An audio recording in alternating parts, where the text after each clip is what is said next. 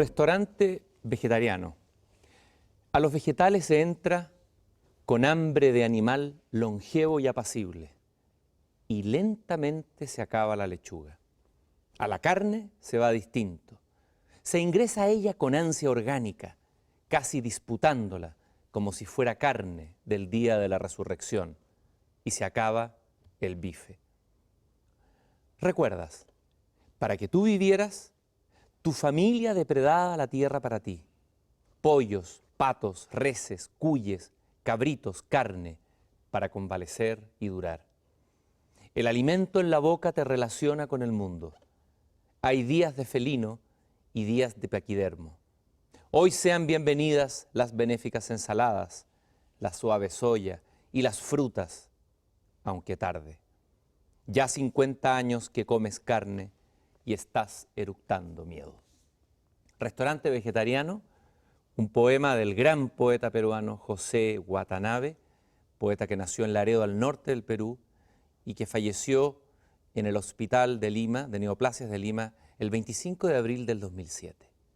Un hermoso poema sobre ese rito, ese momento en que entramos en la comida y la comida entra en nosotros. Y para entrar en la pasión de la comida, del servir y hacer y crear buena comida, hacerse cargo de una tradición y de una historia riquísima, como es la gran comida peruana, está con nosotros Ángel Santiesteban. ¿Cómo definir a Ángel Santiesteban? Difícil. Es un gastrónomo, pero también un apasionado de la lingüística, de la filología clásica. Estudió en Turín con Humberto Eco, es fanático de la relación entre la cultura islámica y la cultura hispánica, la influencia del Islam en España, de Arabí. Introdujo una manera de hacer el ceviche en Chile, fue uno de los pioneros de una manera de hacer el ceviche, que es la verdadera manera de hacer el ceviche que los chilenos no sabíamos. Un hombre que se ha ido quedando en Chile, que se define como, dice tener 4 nacionalidades. Peruano, porque nació en el Cusco, se educó en España, ha vivido 20 y tantos años en Chile y además dice ser sueco. Le vamos a preguntar por qué. Gracias, Ángel, por estar aquí en Una Belleza Nueva. Bueno, lo de sueco es porque me hago el sueco con mucha frecuencia. Yo creo que Suecia debía darme ya un pasaporte, no una nacionalidad sueca. No, eso no es otra la razón por la que me siento sueco, ¿no? Pero es curioso ese poema de Watanabe, me recuerda algo que en Chile se desconoce y que creo que se necesita no olvidar. Chile fue el primer país en Occidente que inició la comida vegetariana con un tal señor Valdés Vergara, hermano de don Ismael, que fue... Ismael Valdés Vergara, claro. Claro, que fue, digamos, el alcalde de Santiago, el que desgraciadamente eliminó esa lagunita que había frente a Bellas Artes, donde se iba, e hizo el Parque Forestal, que es una maravilla de sitio, ¿no? Sí. Bueno, este Valdés Vergara estudiaba en Inglaterra y estudiaba con Gandhi, imagínate. Y se hizo muy amigo de Gandhi. ¿Ya? Y Gandhi lo invitó a la India. Y se fue con Gandhi a la India. Vivió no sé cuántos años, pero algunos años allá con él. Y luego volvió a Chile con conceptos totalmente distintos sobre la vida, sobre el mundo, sobre sí mismo. Y fundó el restaurante vegetariano en Santiago. Que es un clásico. Es el clásico, que fue el primero en todo Occidente. Qué impresionante. Impresionante. Eso digamos, eso debería de saberse en Chile. Bueno, en Chile no se saben muchas cosas, No se pero saben es un muchas país cosas al mismo tiempo donde se han iniciado muchas cosas. Muchas Esa es la mezcla extraña de Chile, Claro. ¿no? Y el famoso vegetariano de Valdés Vergara, bueno, un tipo que vino, caminaba con shorts, con pantalones cortos en pleno invierno, tenía una pizarra en su restaurante que quedaba junto al hotel que ahora es de Relaciones Exteriores. La Cancillería, el antiguo Hotel Carrera, el mítico Carrera. Hotel Junto Carrera. al Hotel Carrera tenía su restaurante y tenía unas pizarras donde escribía frases alusivas a la buena vida, a la vida sana, etcétera, etcétera.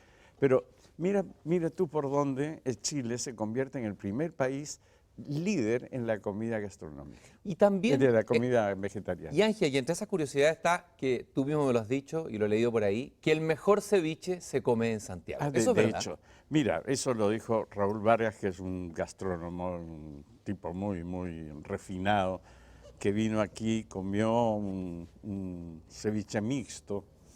Entonces, y se quedó fascinado con el ceviche. Mira, esto no lo he comido en el Perú, ni lo voy a poder comer en el Perú. Entonces yo le dije, ¿pero por qué? Por los insumos. Es que Chile tiene insumos impresionantemente buenos. Y se comió ese ceviche y llegó a Lima y publicó un artículo en El Comercio, que es como el Mercurio aquí, que decía, el mejor ceviche que se come en el mundo es en Santiago de Chile, ¿no? Y citaba el restaurante. Bueno, una en hermosa Puerto Perú. paradoja que habla de los cruces, de las posibilidades y Exacto. que resume un poco también tu vida. Peruano, chileno, chileno, peruano.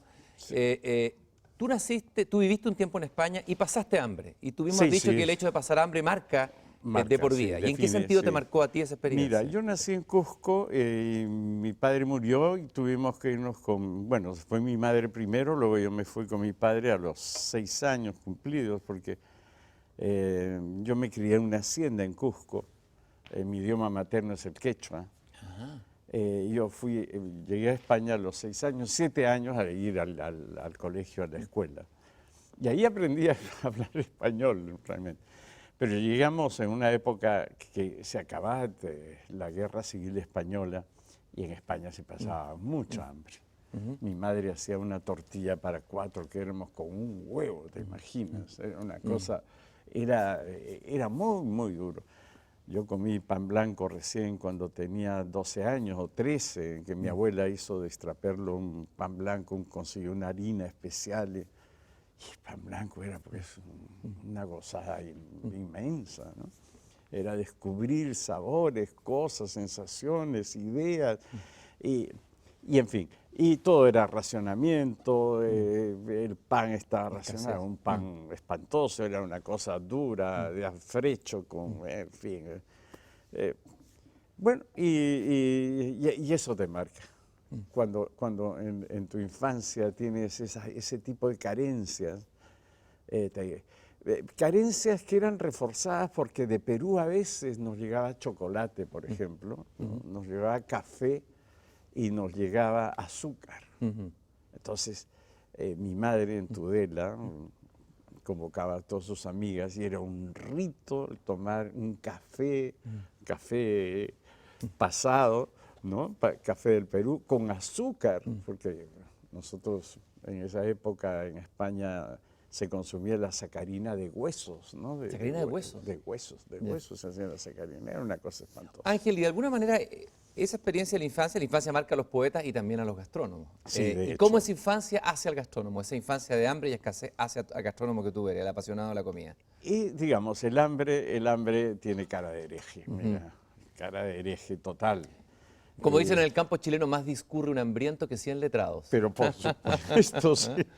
Claro. Bueno, y eso me llevó hasta cierto punto a que no me faltara la comida, a que aprendiera a cocinar, mal que bien, pero siempre he buscado comer bien, buscar sitios donde se puede comer bien, y a interesarme por la gastronomía. Ángel, vamos a hablar un poco, vamos a hacer un viaje a través de la gran comida peruana. Y vamos a partir de los orígenes. Tú naciste en el Cusco, el Sí. Valle del Urubamba, ¿no es El así? Valle del Urubamba, Bueno, sí. cuna y un lugar axial importante en ese imperio y en esa Importantísimo, cultura. sí. Partamos por ahí antes de llegar a la comida peruana contemporánea, la que podemos saborear, ese ceviche, el mejor del mundo que podemos comer en que se Santiago. come ¿Cómo era la comida en el mundo incásico? Y si ya en ese territorio que es el actual Perú, la comida era algo crucial, vital en ese pueblo, y si es algo atávico, esa pasión por la comida tan característica del Perú. Sí, yo creo que sí, mira, y no por ninguna razón, sino por el simple hecho del lugar. Mi abuelo dice que Dios sopla en todas partes, pero hay sitios donde Dios sopla más fuerte. Yo creo que Sí. Dios sopló muy fuerte en el Valle del Urubamba, en el Cusco, porque es un sitio medio mágico. El maíz que se da en el Cusco es un maíz enorme, es unos elotes de este porte con unos granos muy dulces, muy ricos. Y el maíz del Urubamba es el mejor maíz comestible del mundo, ¿no? Catalogado se exporta a Rusia, se exporta a Estados Unidos. Ese valle del Urubamba era muy fértil. ¿Qué comían bueno, la nobleza incaica comía pescado fresco que venía desde Nazca en línea recta con los chasquis que llegaban con pescado fresco al Cusco donde el Inca y los orejones, o sea, los nobles podían darse el lujo de comer pescado fresco. Los orejones, ¿eh? Los orejones, que eran los nobles, ¿no? Los orejones de las distintas familias. Ellos comían bien, en cuestión de carne se comía la llama, se comía el guanaco, pero sobre todo el cuy. El cuy fue la base de la alimentación del Incario, o sea, desde Colombia hasta... El cuy es el clásico conejillo de India, ¿no? Conejillo, ese es el conejillo de Para Indias. nosotros, para muchos, resulta una imagen feroz llegar a veces, me acuerdo de recorrer unos pueblos en Ecuador y ver esos cuyis Sí, que se están cuyes haciendo chactados, sí. como pollos asados, como con las pollos. bocas abiertas. Sí. Pero hagamos un elogio al cuyi, Ángel. El cuy es una maravilla. En primer lugar, es una carne muy rica y además muy sana, porque no tiene urea. Es la única carne que no tiene urea, que la pueden comer los que sufren de gota, los que tienen problemas de urea en la sangre, en fin. Es muy saludable y muy sana. Y fue la fuente de alimentación de casi todo el Ande, todo el mundo andino. ¿Y el ceviche existía entonces? ¿O el ceviche cuándo existe? Porque El ceviche ha existido desde porque que... no habían cítricos en ese momento o Sí, habían algunos sí, cítricos, sí, pero no el limón cítricos. actual. No, pero estaba el tumbo. El tumbo. El famoso tumbo, que es estaba, hay unos frutos también muy ácidos, digamos, como cítricos. Sí, había unos cítricos. ¿Ya? Y los incas, bueno, en el Imperio Incaico, el ceviche se comía con esta suerte de cítricos y con mucho ají, y se cocía esto. Mira, el ceviche existió en todas partes del mundo. Donde hay pescado y hay cítrico, hay ceviche. O sea, el ceviche tampoco, ese chauvinismo peruano de decir que el ceviche es peruano, ¿no? Es el plato nacional. Sí, como lo hacen es el plato nacional, ¿no? Pero en cualquier parte del mundo, siempre donde hay un pescadito y hay algo de cítrico y se cocina. Tú hablaste del rocoto y lo tenemos ahí y podríamos mostrarlo, ese Sí, rocoto. este rocoto. Es el clásico rocoto, hermoso, rojo. Muy simpático. Muy sí. simpático, sí. Hablemos un poco del rocoto como ají, su característica, su peculiaridad. Mira, el rocoto es parte de la gastronomía porque tiene un sabor muy característico. El rocoto el mejor rocoto del Perú es en Cusco. Cusco es la tierra del rocoto, donde no es tan fuerte que el rocoto como en Arequipa, por ejemplo, ¿no? Los arequipeños siempre se les ha caracterizado por su afición al rocoto, el rocoto relleno, el rocoto era el plato típico de Arequipa. Y los arequipeños son tipos muy especiales. No son muy simpáticos, digamos, son como algunos argentinos en Y algunos América, chilenos. ¿no? Algunos porteños que son especiales, ¿no? No son antipáticos, pero son especiales. Los arequipeños también. Pero el ají que le da sabor a la comida peruana, fundamentalmente, es el ají amarillo, el ají Mirasol. Este sí que es un ají que yo diría que es el que define el sabor de la comida peruana. ¿Podríamos mostrarlo un poco? Ahí está un poco tapado por el libro. Ese es el ají. Este es el ají Mirasol. El ¿Dónde, el ají amarillo. ¿De dónde, cuál es la zona, el origen de Se ese da ají? en todo el Perú, sobre todo en la costa. Pero ¿Y qué es lo que le agrega? ¿Qué es lo que le da a la comida peruana? ¿Qué es lo característico? Le da un sabor especial. Si tuvieras que definirlo, es difícil en palabras llegar a la sensación de la comida, pero si tuvieras que definirlo. Lo definiría como una suerte de preorgásmico, ¿no? De preorgasmo. Preorgasmo, O sea, ¿no? Porque el orgasmo a veces es la explosión, pero lo anterior a la explosión, lo anterior a poder pasar ese bocado que estás masticando, ese gusto que te da, ese placer que sientes en la lengua y con todas las papilas gustativas, lo da el ají Mirasol, el ají amarillo. ¿Y cuál es la diferencia con los ají mexicanos? El ají que se come en México, que también es importante en la comida mexicana, Sí, el ají son peruano. distintos, distintos. Los ají mexicanos son más fuertes, algunos, otros menos fuertes. Los jalapeños son medianamente fuertes, pero en el Perú también existen, digamos, te estoy mencionando dos que son los más característicos. Y si lo tuvieras que comparar con el ají chileno, ¿lo miras en menos el ají chileno? Por el hecho de conocer estos No otros lo ají? miro a menos, El ají pero verde. el ají verde De hecho, es se muy le dice rico. chile afuera, ¿no? Al Claro, ají verde. ¿Eh? ají verde, sí. El ají verde es muy rico. Y el ají verde también existe en el Perú, pero no se come tanto. Yo el ají verde aquí me lo como solo. ¿Ah? ¿Con pan?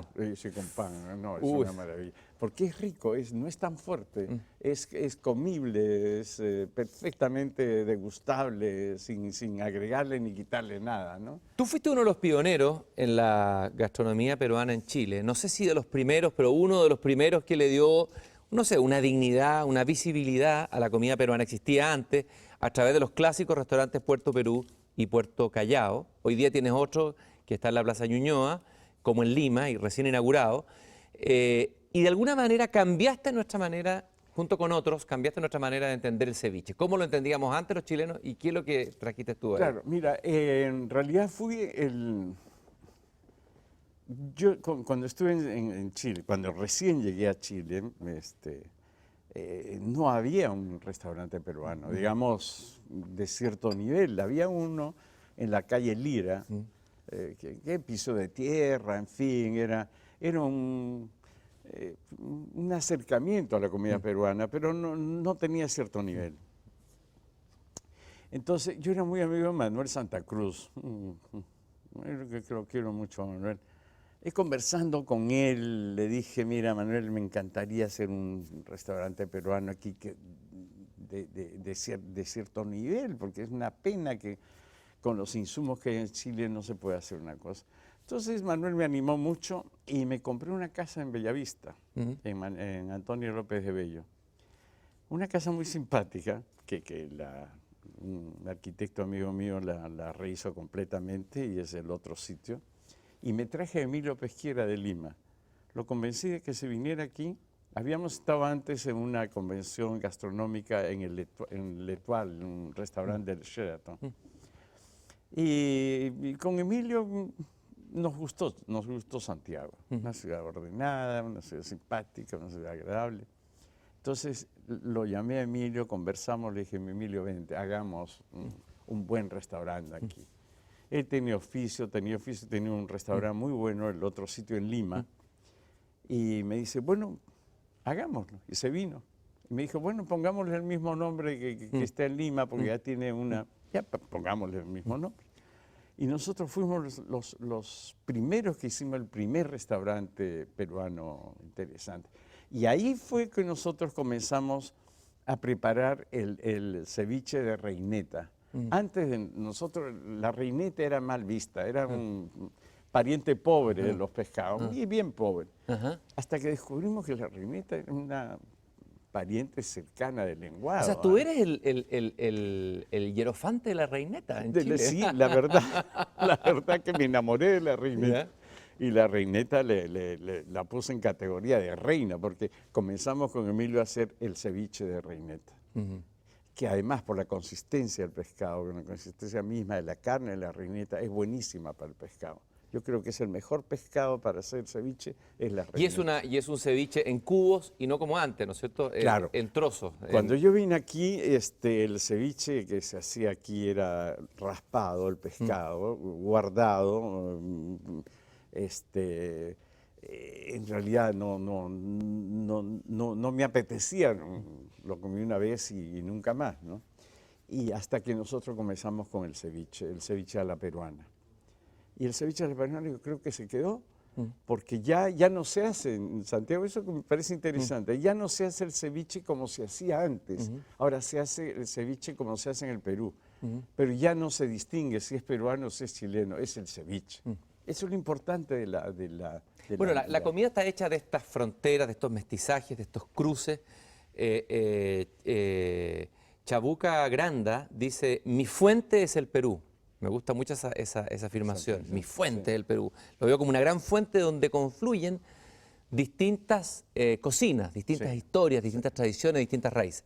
¿Cómo cuaja, cómo se arma lo que conocemos hoy día la cocina peruana? ¿Cuál es la historia de esa comida tan peculiar, tan sabrosa, tan rica? Mira, es una olla donde han entrado muchas manos. Y eso es la riqueza de la comida peruana. Tú me preguntabas por los incas, ¿qué comían? La base de los incas era el maíz y la carne, ¿no? Esta carne, en fin, y las legumbres, y las papas, ¿no? Las papas que son nativas de los Andes, que, en fin. Pero incluso el otro día salió un comentario un poco chauvinista también que decía, bueno,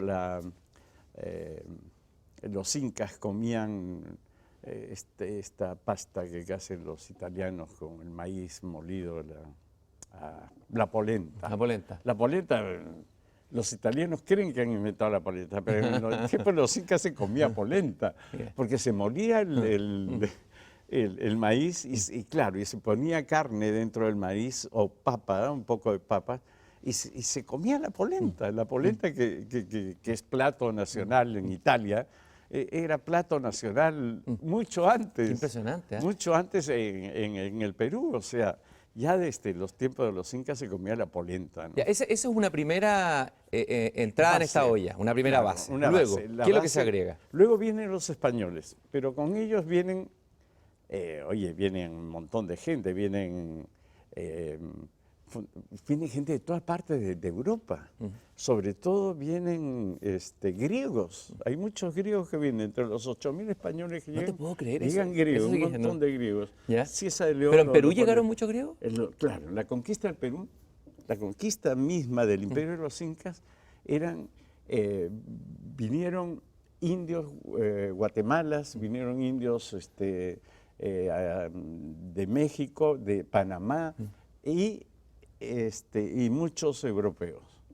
Y bueno, y estos grupo griegos tienen fuerte- que haber traído lo mediterráneo, porque trajeron Claro. la cultura mediterránea. La cultura mediterránea.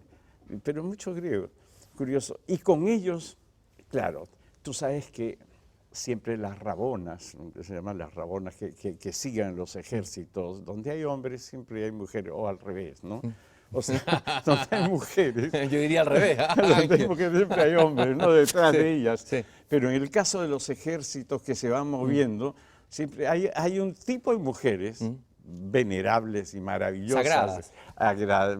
mira, a las cuales debemos agradecer mucho, que siguen a los hombres, son las rabonas, las cantineras, en la Guerra del Pacífico, las famosas cantineras que iban detrás de los... siempre han existido estas mujeres. Las cantineras las que les cocinaban a los soldados. Cocinaban a los soldados, los curaban, los cuidaban, les daban de comer, en fin, les hacían la vida agradable.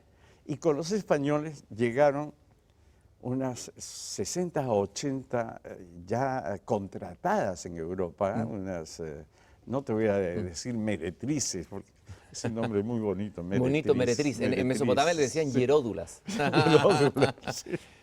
Bueno, eran mujeres que por su mal vivir o su buen vivir en la península eran expulsadas y eran prácticamente árabes, o eran moriscas, ya convertidas, se convertían por conveniencia, en fin, pero vinieron con los españoles. Y ellas eran las que cocinaban, las que hacían, las que descubrieron cosas, las que trajeron cosas al Perú. ¿Qué trajeron las moras? ¿Cuál es la base morisca o mora o árabe en la comida peruana? El arroz, la mazamorra que es árabe, totalmente árabe, ¿no? La mazamorra que en el Perú es un hito, la mazamorra morada Ahí mostremos ese maravilloso. por el maíz morado ese que maíz se da en el morado, qué Perú, que hermoso. solamente se da en el Perú este maíz morado. Este maíz morado que se hierve y del cual se obtiene también la chicha morada, ¿no? Bueno, trajeron el cocimiento, trajeron los limones, la naranja amarga, con la cual se comienza a hacer los ceviches. La palabra ceviche tiene un origen árabe, ¿o no? Sí, mira, en el árabe mediterráneo, ceviche significa cocimiento con limón. Lo mismo que escabeche, que tiene el mismo origen. Escabeche y ceviche tienen el mismo origen. y que es cocimiento con limón. ¿Sí? Tú eres un apasionado de lo árabe y lo islámico, ya vamos a hablar de eso. Es Sí, tu comida y la comida y, o sea, los sabores y el saber de un Ilm Arabí o de los místicos sufí, etc. Está entonces esta influencia morisca, pero luego se agregan, tengo entendido, tú me lo vas a corregir o no, la llegada de los chinos, que es muy Claro. importante y muy importante para la comida peruana. ¿Qué es lo que pasó ahí? Claro. Bueno, los españoles vinieron con los moros, ahí viene un montón La influencia árabe es fuerte, el arroz, el azúcar. Bueno, los dulces de Perú, porque en Perú se lo- hacen muy buenos dulces, ¿no?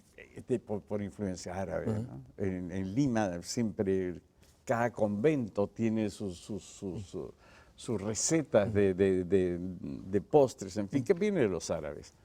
Pero ahora que voy, en 1800 vienen los negros también. Viene el negro con los españoles, ¿no? Hay un comercio de negros muy fuerte y los negros también tienen su impronta. ¿Qué es lo que dentro de la aportan los comida. negros a la comida peruana? La comida, el tacutacu, por ejemplo, que es un nombre muy negro. ¿no? Ya, ¿qué es lo que es el tacutacu? Tacutacu es los frijoles del día anterior, ¿no? que no se comían, y el arroz del día anterior, pues, les daban de comer frijoles y arroz, ¿no? Fundamentalmente. Pero los negros al día siguiente mezclaban esos frijoles con el arroz, le echaban un chorro de aceite de oliva, lo ponían a la sartén, lo calentaban y luego le ponían un poquito de una carne y un plátano frito, un huevo frito, y era el famoso tacu-tacu, que dio origen después a otro plato chino, que los chinos lo ven. Pero voy a los negros también tienen su impronta en esto, ¿no? Con lo poco que podían hacer, porque les daban de comer, como te digo. Luego, en 1850, con Mariscal, se elimina la esclavitud en el Perú. Entonces, se liberan los negros y los negros dejan de trabajar en las haciendas. Entonces, ¿qué se hacía? ¿Quién iba a trabajar? ¿No? La tierra, los ferrocarriles. En esa época estaba de moda la cuestión de los ferrocarriles. Meix estaba en Perú, en Chile. Entonces el gobierno peruano hace un convenio con China para traer trabajadores chinos a las haciendas y a los ferrocarriles. Entonces vienen cargamentos de Nosotros trajimos chinos. alemán y ustedes trajeron chino. Nosotros trajimos chinos para ¿Ya? que trabajaran. Sí. Sí. Entonces llegan los chinos y los chinos exigen un poco ante el gobierno peruano de que se les provea de sus insumos para su propia comida, ¿no? Sobre todo el arroz. Que ya en la colonia antes el arroz era fundamental. Venía de los primeros cargamentos de arroz venían de México porque venían desde las Filipinas el arroz. Luego pasaba a México y de México venía hacia el sur. Pero ya con los árabes, con la conquista del imperio incaico, se hacen las plantaciones de arroz en todos los sitios. Y ahí vienen los restaurantes, la chifa que se llama, o los chifas, que es una expresión en Lima, además. Sí, voy sí, al sí. chifa o voy a disfrutar un chifa. No, ¿Qué es lo que es el chifa? Comer un chifita es parte de la costumbre, ¿no? Si estás en Lima, a la semana siempre viene alguien y dice, oye, vamos a comer un chifita. El chifa es típico de la comida peruana. ¿Qué es lo que es el chifa? El chifa es la unión, digamos, la mezcla entre la comida china, de estos chinos que llegan a Perú, y la comida peruana. Porque los chinos evidentemente no pueden traer todos sus insumos, ¿no? Hay insumos peruanos que son achinizados, que en la comida china peruana, y insumos chinos que vienen al Perú y se suman a la comida criolla y hacen un mix. Hacen un mix que no es la comida tradicional china, pero que es una comida sumamente agradable porque mezcla lo peruano con lo chino y se constituye ya con personalidad propia como el chifa peruano. Tengo entendido que esta comida chifa, como las grandes cosas, nacen en los barrios marginales, los arrabales, nacen en el barrio chino, entre las calles Capón y aledañas, Así que ahí es. habían las picadas de Exacto. las comidas chinas, así como el tango nació en los burdeles. Así es. Y ahí nace, y el arroz chaufán, ¿es cierto que es peruano, que nace en Perú? El arroz chaufa nace que en creemos Perú. hoy día chino. Es curioso porque los chinos veían que los negros no echaban, no botaban los frijoles ni el arroz, sino que el arroz lo mezclaba con los frijoles y hacían un plato muy rico. Entonces los chinos dijeron, bueno, a nosotros nos sobra mucha comida porque salsas, comiditas. Entonces los chinos comenzaron a mezclar el arroz blanco, que es la tradicional comida, la ortodoxa comida china, el arroz debe ser blanco. Blanco y sin sabor, o sea, sin sal, sin nada, es un complemento, digamos, algo que une lo demás. Entonces los chinos dijeron, bueno, ¿por qué desperdiciar tanta comida si podemos hacer lo que hacen los negros? Y comenzaron a mezclar el arroz blanco con las sobras, con las salsas, con lo que quedaba de la comida, y nace ahí el arroz chaufa. Y ese arroz chaufa ha vuelto a China ya como un plato nuevo, distinto, como un aporte del Perú a la gastronomía ortodoxa china, clásica. De un punto de vista de una mirada tuya de chef, ¿es verdad que la comida china es la mejor comida del mundo, la más refinada, por hablar de refinamiento? Sí, mira, es un concepto que siempre se ha manejado. Yo me acuerdo la vez que conocí a Pablo Neruda en Lima, una comida yo era un chiquillo que trabajaba en un diario, el Diario Expreso, y Miguel Mujica Gallo, el dueño del diario, era socio del Club Nacional, un tipo de mucho dinero. Y como yo tenía ciertas inquietudes, cada vez que vino Borges a Lima me invitó para que estuviera con él, vino Pablo Neruda, un día me dice, ponte corbata que mañana vamos al Club Nacional. Entonces, bueno, vamos a almorzar, vente allá. Voy y encuentro un señor gordo que hablaba así, todo nasalmente, que comía con las manos, que se pidió un marqués de Riscal, me acuerdo, ahí, y me dice, es don Neftalí Reyes, don Pablo Neruda. Yo sorprendido, ¿no? Yo simplemente, entonces puse mis grabadoras, ¿no? Para captar todo lo que podía decir este buen señor. Y era un buen comedor, un buen gourmet, le encantaba comer. Probablemente por la misma razón que a mí me encanta comer, posiblemente en la infancia él pasó hambre o pasó necesidades. Y él dijo, esas cosas que se me han quedado grabadas, dijo, la mejor comida china, evidentemente, la mejor comida del mundo es la china. No, evidentemente, son 4000 años de tradición, estos tipos, los chinos, ¿no? Y es cierto, ¿no? Y se hace un ranking, primero están los chinos, no la comida, pero no es la comida china que conocemos en los restaurantes chinos. No, sino la ¿Cuál es la comida diferencia? china tradicional, la comida china clásica, ¿no? Un pato laqueado, por ejemplo, el pato laqueado que...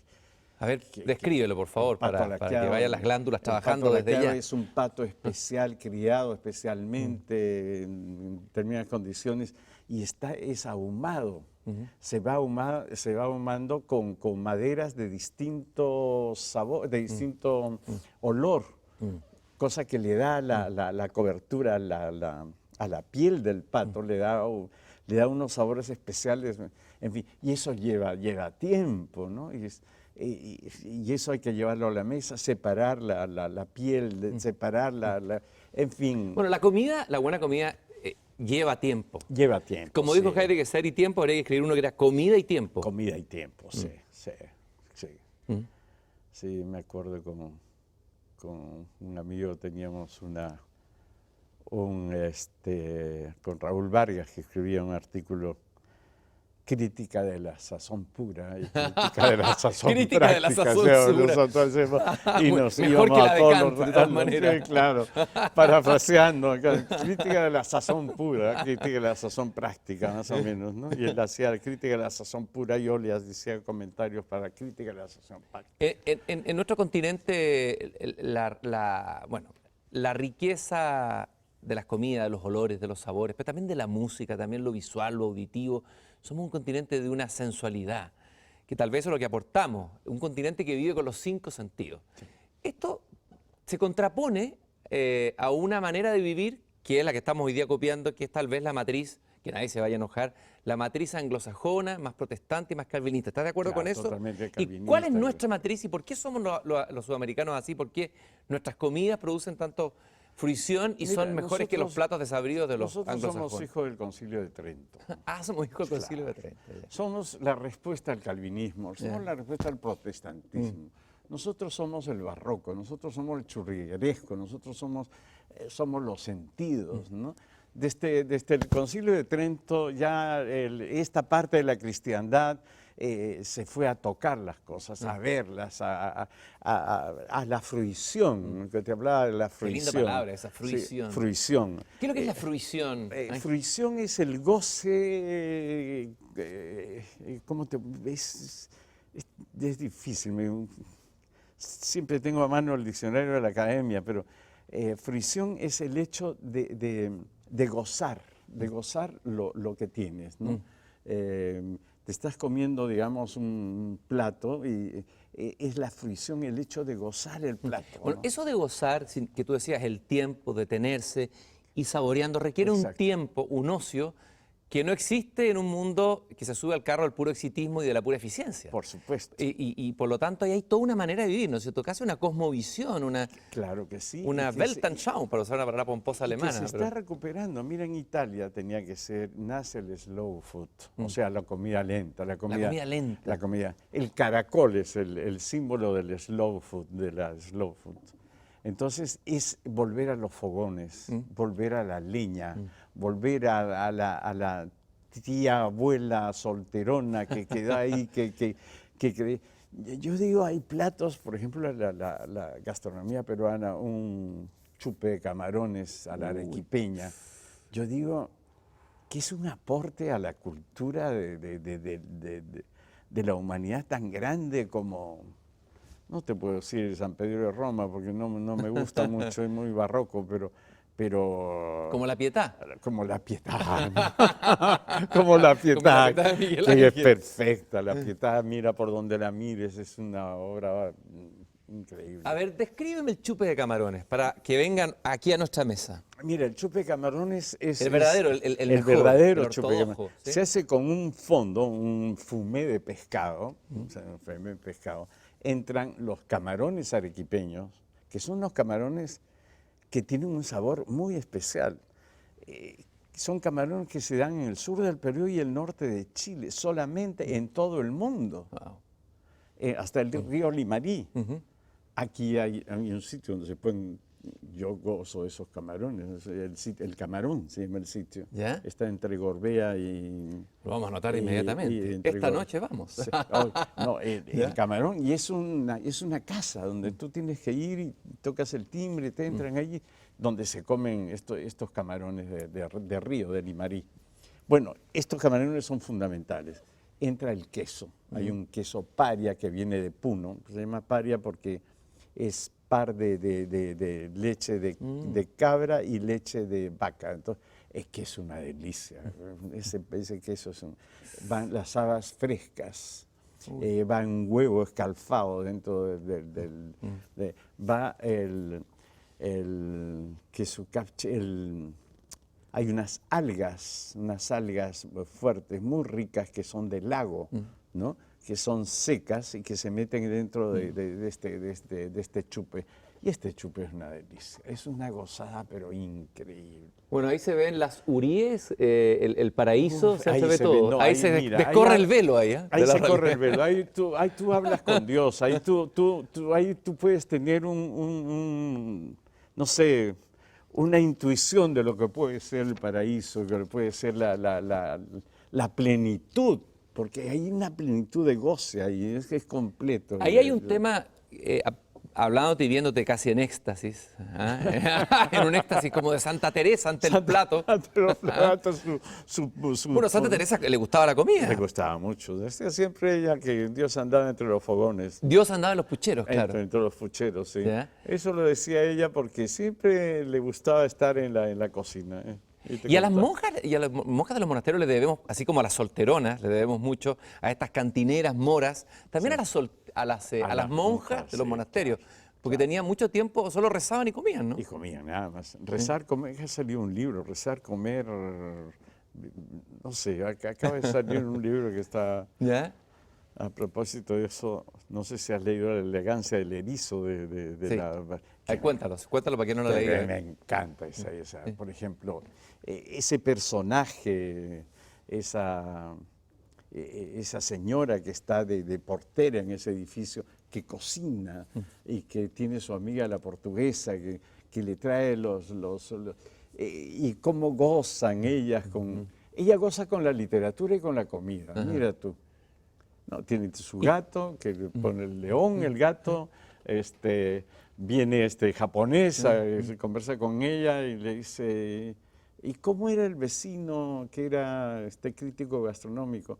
Y él le dice, bueno, ¿cómo era esa familia? Usted sabe que todas las familias felices son iguales, ¿no? En cambio, usted ha leído a Tolstoy, Ana Karenina, descubre una novelita muy linda. Me puso a bien con la novela. ¿Tú eras de lo que creía que la novela era la poesía de los tontos? No, en absoluto. Pero mira, después de leer a los rusos, a Dostoyevsky, ya no se puede leer a nada. Tolstoy, ya... Es como comer una hamburguesa después de un chupe de camarones, ¿no es cierto? Exacto, ya no te sabe a nada, la verdad. Sí. Ángel, yo coloqué unas copas de vino acá, cosa habitual, no las vamos a tomar, no es el horario, o a lo mejor sí, junto al agua, el agua y el vino, que son muy simbólicos, porque tú te has interesado, tu pasión por el Islam, tu pasión por el mundo árabe, tanto en la comida como en lo espiritual. Sí. Y estábamos hablando de la fruición, del estado místico que despierta los sentidos y el plato. Uno tendería a pensar que en el mundo islámico ve un mundo más bien constreñido, austero, castigador de los sentidos. Sin embargo, tengo entendido, y creo que tú mismo lo dijiste en una entrevista que te hice hace tiempo, te hicimos en un periódico poético que ya no existe, que lo que más le gustaba a Mahoma en este mundo eran los aromas, las mujeres y la comida. ¿Eso es cierto? Claro, a ver, claro, le gustaban los aromas, las mujeres y la oración. La oración. ¿No? Ya. Bueno, sí. Yo coloqué la comida, entonces. Claro, los olores por la comida, ¿no? Los olores de la comida, en realidad sí. Y siempre se ha pensado que la comida en el Islam no es un don de Dios, ¿no? Un regalo de Dios al hombre, en fin. El Islam considera el hombre como una máquina, como una especie de máquina que transforma lo que Dios le ha dado en energía y en energía espiritual, además, ¿no? Para los que creen en lo trascendente o en la espiritualidad. Pero el Islam tiene cosas, es restrictivo. Por ejemplo, no se puede comer chancho, el cerdo, pero eso es por razones higiénicas. Porque en los sitios donde se desarrolla el Islam, digamos, hay problemas de la triquinosis. Entonces se elimina el cerdo por eso, ¿no? No son por otras razones que creen los... Bueno, y también por un sacrificio, ¿no? Dejar eso al lado, y el licor también. Pero hay una cosa, mira, yo he hecho el Ramadán durante muchísimos años, casi 40 años de mi vida he hecho el Ramadán. Y el Ramadán es una especie de preparación para comer bien. O sea, tú ayunas en el Ramadán. Es como la cuaresma cristiana. Es la cuaresma cristiana, pero la cuaresma cristiana es un chiste. Ah, sí, ¿eh? O sea, no, comparado con el Ramadán, la cuaresma cristiana es un saludo a la bandera. Digamos, la Edad Media posiblemente, ¿no? Leyendo a los ahí sí había una cuaresma, habían 40 días de ayuno, ¿verdad? Pero ahora no, ahora la cuaresma no existe. La cuaresma es una parte de la liturgia, pero no es una... ¿Y cómo es el Ramadán? ¿Cuál es la diferencia? En el Ramadán no puedes comer absolutamente nada, desde la mañana, ¿no? Antes que sales, dice, cuando no puedas enhebrar una aguja, ¿no? Comes un desayuno bastante bueno, si es que puedes comer desayuno o tomar un desayuno bueno, y luego no puedes comer nada durante el día. Y no solamente no puedes comer, sino no puedes tener sentimientos encontrados. No puedes decir, qué antipática es esa vieja que me tiene... que me pisó los talones en la micro, me pisó los pies en la micro. Tienes que decir, bueno, por algo será antipática, ¿no? Tienes que... Entonces, y eso te lleva después a las 6, 7 o 8 de la noche, cuando la primera comida tiene que ser un jugo, algo muy ligero, que te sabe a gloria realmente. Luego un café y luego comer algo ligero porque el estómago no está preparado para comer mucho, sino... Y yo creo que eso lleva a una suerte de refinamiento de la comida, porque es poco lo que puedes comer, pero que tiene que ser muy bueno. Y ahí vienen los dulces árabes, que son una maravilla, ¿no? La baklava. Ahí, por el centro hay un sitio que es una maravilla, que siempre voy cuando hacía Ramadán, ahora ya no hago Ramadán, pero cuando hacía, era el bombón oriental. Ah, el bombón oriental es un clásico. Es un clásico, además el nombre me parece una maravilla. Al lado, cerca del Teatro Victus, Claro, en está el la bombón calle... oriental, sí. ¿Ah? Sí. Tú te has apasionado por Ibn Arabi. Sí, llama la Ibn atención. Arabi, Bueno, no sí. llama la atención. Es fantástico que un gastrónomo que al mismo tiempo tiene la pasión por la lingüística y por la mística sufi. A ver, brevemente, ¿por qué te interesó este Ibn Arabi, este gran pensador que se lo conecta con la tradición sufi, con el sufismo, con la tendencia mística del islamismo? ¿Qué te dio a ti Ibn Arabi? Y tal vez relacionarlo con la comida, con lo que tú haces. ¿Cómo Ibn Arabi puede iluminar Ibn Arabi es un tipo increíble, un hombre extraordinario, un taumaturgo, un tipo que apareció en Murcia, en España, cuando estaba en Al-Andalus, Al-Andalus, sí. que es la parte mejor de España. Es la parte cuando la cultura árabe estaba en expansión, cuando a los soldados o a la soldadesca árabe, lo único que se les pedía es que llevaran libros. O sea, estaba prohibido el saqueo, libros. ¿Y por qué? Porque los libros, cuando los entregaban, los pesaban y le daban su peso en oro. O sea, y ahí el mismo Mahoma decía buscar la sabiduría, aunque sea en la China, ¿no? O sea, hubo un afán de saber, de conocer. Con Averroes y todos estos personajes extraordinarios. Mira, en España la biblioteca de Córdoba tenía, creo que 20 o 25 veces más volúmenes que la biblioteca del rey de Francia, ¿no? O sea, las bibliotecas fueron muy importantes en esa época, los hospitales. ¿Y este Ibn Arabi, qué es lo que aportó al sufismo y por qué te interesó y te apasionó? Fue un místico que no solamente aportó al sufismo, sino a la teología. Hay un cura, un arabista español de Zaragoza, Baturro, que estudia en árabe y lo propone como que la iglesia pueda canonizarlo. Sería interesante. Porque cumple todas las virtudes. ¿Cuáles son? Todas las virtudes heroicas del Evangelio, las cumple plenamente.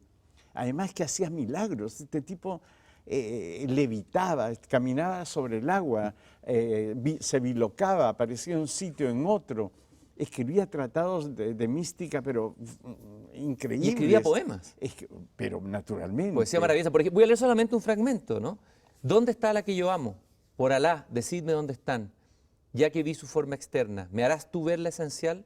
Tanto tiempo que la busco y tanto he perdido la unión que ya no temo su partida ni estoy seguro de su presencia. Y dice, qué dolor en mi corazón, qué gozo en mi alma, qué dolor, qué gozo, ¿no? Esa mezcla de, bueno, erotismo, misticismo. Y Arabi cita en uno de sus libros, por ejemplo, que la mujer es el reflejo más perfecto que Dios ha podido crear al hombre como reflejo de él. Ibn Arabi, por ejemplo, dice que hacer el amor es rezar. Qué hermoso. No, es que, digamos, y él lo dice en nuestros libros, ¿no? Qué pena que cuando hacemos el amor preguntamos, ¿qué tal te fue? ¿Te estuvo mejor que el anterior? Y lo dice él, porque es una actualidad, un tipo, ¿qué tal? ¿Estuve bien? ¿No estuve bien? Y no aprovechamos ese escalón donde nosotros perdemos el dominio de nosotros y trascendemos, y ese escalón, ese trascender es mirar un poco a Dios, es ver, es iluminarse con esa sensación del orgasmo físico, es como llegar a estar en contacto con lo trascendente. Eso mismo se da también en el acto de comer, ¿no es así? Y en Pero el saborear. naturalmente, Bueno, de hecho se decía que en su la doctrina, fruición, ¿no? se decía que la doctrina de Ibn Arabi era, él decía que su doctrina era un sabor, Claro, ¿ah? claro. Sabor y saber. Sabor y saber. Aplicándolo a la comida, Ibn Arabi a la comida peruana. A ver, ¿cómo lo aterriza o cómo lo cruzas tú? El sufismo y la comida peruana que tú preparas, a ver. Yo creo que, mira, el sufismo busca la trascendencia, evidentemente, busca la verdad, busca lo que es y separa lo que no es, va a lo auténtico. Entonces, uno cuando come también debe, yo creo, buscar el verdadero placer, el gusto por lo que te da el producto. O sea, no comerte esto sin prepararlo, ¿no? Sino tratar de sacarle lo máximo. O sea, así como una mujer, para hacer el amor con una mujer, tú tienes que tener tienes que tener amor en primer lugar, ¿no? Querer a esa mujer, amarla. Y tiene que haber un misterio Y también. tiene que, Y por tiene eso que el haber velo, una ¿no? Claro, los velos, los famosos velos de Nadal. Tiene su razón los velos. Pero, Hoy, por hoy supuesto, prohibido por el mundo laico absurdo. Totalmente. ¿Tú defiendes el velo? Yo me defiendo el velo. ¿Por qué? Sí. A ver. Porque el velo es el misterio. El velo es el descubrir. El velo es, no sé, mira, es pasar algo, ¿no? El velo es una suerte de imagen de algo más trascendente. Tú llegas a una mujer, estás llegando a la belleza, estás llegando al reflejo más perfecto que Dios te ha puesto en la tierra, como dice en Arabi, la mujer. La mujer es lo más bello, es lo más bello y lo más respetable, además, que tú puedas encontrar en este mundo, ¿no? Lo que más te lleva hacia Dios, ¿no? Quiero para ir cerrando, Ángel, aunque esta conversación va a continuar en tu restaurante. Pero de todas maneras. Como en Lima, como en Lima. Santiago, como en Córdoba. Como en Porque todas Córdoba. las ciudades se juntan en la misma fuente y en la misma olla del sabor y de la sabiduría. Dame un menú para tener la experiencia de Dios. Un menú tuyo que acerque a tener esa experiencia de fruición, de éxtasis. De comida peruana, en que tú... Bueno, un buen pisco sour para comenzar, ¿Ya? ¿no? Un pisco sour hecho con la uva quebranta, que es el pisco peruano. O un buen Singani, que es un pisco boliviano que es extraordinario. ¿Singani? Singani. Ajá. Que le llaman, en Bolivia al pisco le llaman Singani. Nosotros le llamamos pisco. Perú y Chile comparten el mismo nombre, pero en otros lados se llama Y le tienen que orujo. escribir aguardiente de uva. Pero yo soy Claro. chileno, pero encuentro que es demasiado. Sí, no. Bueno, no voy a entrar en detalle. Es mezquindad, eso sí, es locura, es delirio. Es ¿no? una tontera, ¿Ya? eso es comercial. Capaz eso que me es- saque una demanda con esto, pero no importa. Que vuelvan a colocarle el pisco al Sí, aguardiente. porque vamos a jugar Ya, pisco. luego el pisco, el Singani, y luego. Un buen pisco sour. Luego un buen ceviche. Un buen ceviche. ¿Ceviche de qué? De lenguado. ¿Por qué de lenguado y no de reineta? Porque el lenguado es más fino que la reineta. La reineta, te digo, el lenguado es el primo más elegante. La reineta es más popular, digamos, más... Clase media. clase media, digamos, Del clase trompece, media. ¿ya? En cambio, el lenguado es noble, digamos. Ya. Es noble. Más aún, es grande. de ¿Y ese España. ceviche cómo tiene que estar preparado para tener la experiencia mística? Tiene que estar preparado con limón de pica o naranjas amargas. Hay unas naranjas amargas que hay en el Perú, con una buena cebolla morada, con un buen ajo y nada más. Y nada más. Y un buen perejil y un buen cilantro, ¿no? Ya, enseguida. Plato de fondo. De plato de fondo... Te está escuchando ahí Banaví, así que tiene Sí, que ser no, el plato, no yo- puedes defraudarlo. yo pondría un arroz con pato a la Arroz con chiclayana. Un arroz con pato a la chiclayana. Eso, Chiclayana, a ver, la ¿cuál es chiclayana. ese? ¿Cuál es? Es el arroz que lleva, es un arroz verde, en realidad, porque lleva cilantro, pero no mucho cilantro, porque va con espinaca, un poquito de espinaca, porque le da un saborcito especial. Y ese arroz cocinado, o ese pato, o un pollo, en el caso, cocinado con ese arroz, es una delicia. Es una delicia, realmente. Y el postre, para las Postre- señoras El y postre las yo señoritas. para la señorita, mira, ahora Yo dudaría entre una buena mazamorra morada, ¿no? O un suspiro de limeña, ¿no? ¿Ya? Que es el clásico. Qué hermoso es el título, además, Suspiro de Limeña. ¿De dónde es el origen del postre ese? Era una señora que preparó este postre, que lo inventó ella, a comienzo del siglo, e invitó a Atanasio Fuentes, un escritor peruano y Atanasio Flores dijo, esto es un suspiro de limeña. Y ahí quedó como un elogio a... O sea, el Suspiro de Limeña es reciente como postre. Sí, es reciente. Y tú siempre has dicho que no puede faltar el bajativo para encontrar a Dios. Pero por supuesto. Yo, el bajativo, mira, yo pondría un araucano. Ah, el mítico araucano del paraíso, es extraordinario. Es muy bueno, muy bueno. El araucano creo que es entre los bitters, porque fue una onda en fines del siglo XIX, donde se descubrieron estos bitters, que son licores estomacales, ¿no? Y se hicieron varios, pero yo creo que el mejor bitter que he probado mucho, los bitters son los Campari, que son de hierbas, todos esto en fin. Pero el araucano, hecho aquí en Chile, es una maravilla. Ángel, yo te quiero agradecer. Qué interesante que un hombre que nació en el Cusco, que luego vivió la hambruna en España, que se transformó en un adolescente glotón y luego en un refinado gourmet, que decidió vivir en Chile para hacer el mejor ceviche peruano que se come en el mundo y que se come en Chile. Qué significativo que termine su menú para encontrar a Dios con un araucano. Con un araucano. Muchas gracias y salud. Salud. Por la vida, la maravilla de gozar, Salud, por la Cristian. trascendencia y la inmanencia de los platos. Gracias. Que el vino, como decía mi abuelo, debía tomarse con los 5 sentidos, ¿no? O sea, con la vista, que tienes que verlo, con el olfato, con el gusto y con el oído. El oído es el hecho de tomarlo en una buena copa. Escuchemos Eso. el vino.